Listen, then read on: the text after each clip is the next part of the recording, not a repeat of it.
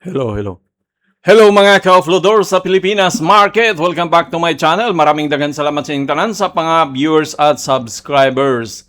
Pag-usapan natin paano mag-day trade sa US market, ano? Kasi marami sa mga Pilipino na gustong mag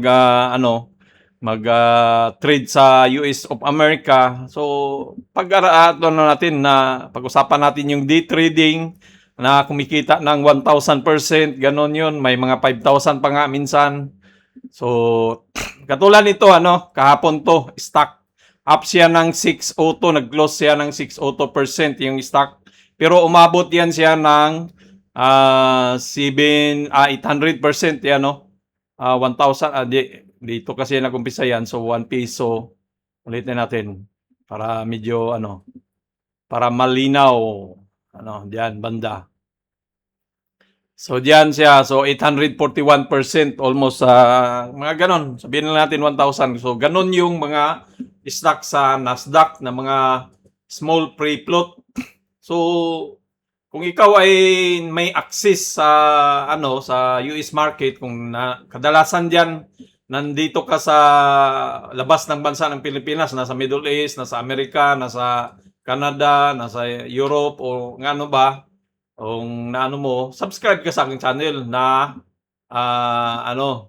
meron tayong channel na Doodle Goes to US Market din. Subscribe mo 'yan, So, paano mo i-spot yung stock na lilipad? So, ang ginagawa ko, nanonood ako ng YouTube. Yung mga YouTube na nag-live, yung si Zendo Scanner, katulad niyan si Zendo Scanner, yan sila.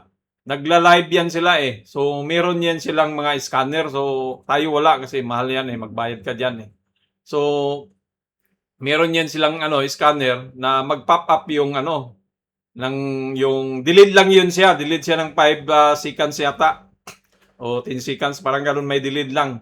So, mag-pop up yun. Mag-announce sila, ganun. Sabihin nila, stock. O, marinig mo siya na panay binabanggit. So, may tendency din yun na hataw. So, ganun yung ginagawa ko. Tapos, dito sa settings, kailangan naka-settings ako sa TradingView na US Exchange Percent Change.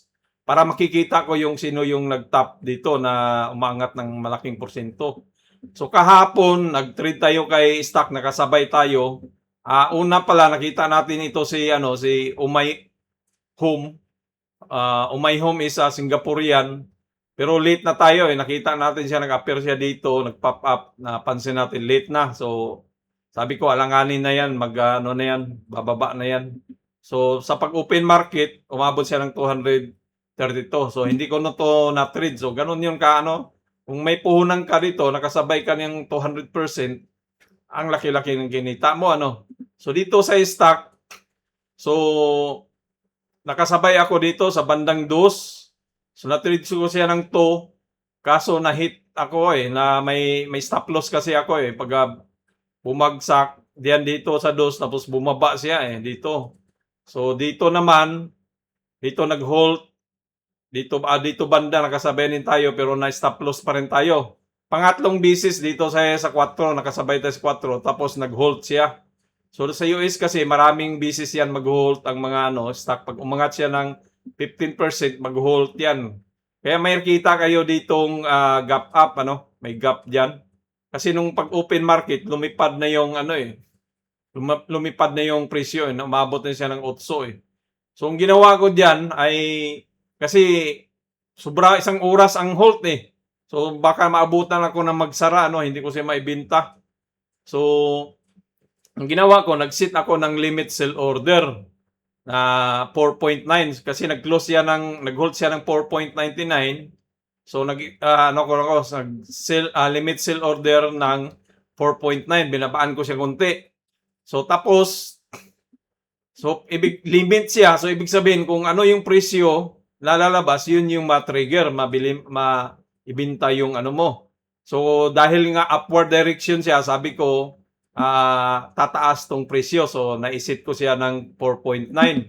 So, nung lumabas, nag-open nga 8. So, ibig sabihin na ibinta ko yung share ko sa 8. So, kumita tayo diyan ng medyo malaki-laki yung kinita natin dito sa sa US market. So ganun yung pagti-trade sa US of America, no? Ganito yung ano, ito yung pakita ko sa inyo para hindi kayo ano, baka sabihin niyo na gawa lang ako ng kwento para may mai-vlog lang. Sa US market kasi mayroong pag more than 20% ang up or 15% mag-stop, mag-halt yan, i-halt ni Nasdaq. So dito humataw pa rin siya eh. So ang ginawa ko dito, bininta ko na siya, hindi na ako nag-trade. So ito 'yon, no, stock. So pumasok tayo ng 2.38, nahit tayo ng 3, so may konti tayong kita. 3.75 next, lumabas tayo 3.86, nahit na yung stop loss. So pag 4.6 tayo pumasok, na buy ang sell natin ng $4.8. So yan kinita natin, ano. So ganun dito sa US of America, kaya nakakatuwa, ano. So sa mga OFW diyan na gustong kumita ay pag-aralan niyo yung ano. So dapat manood kayo sa ating channel na Doodle Goes to US Market, ano.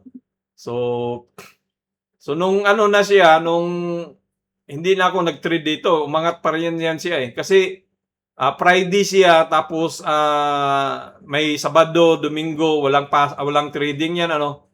Alam ko pag mga ganitong stock bumabagsak yan eh, pag overnight saka ano, bumabagsak yan. Kaya tingnan mo dito sa overnight, ito yung after hours, after ng trading kasi mayroon pang trading sila eh, na ang bansa makasali lang ay Amerika, London, Australia, Canada, parang yan lang sila eh.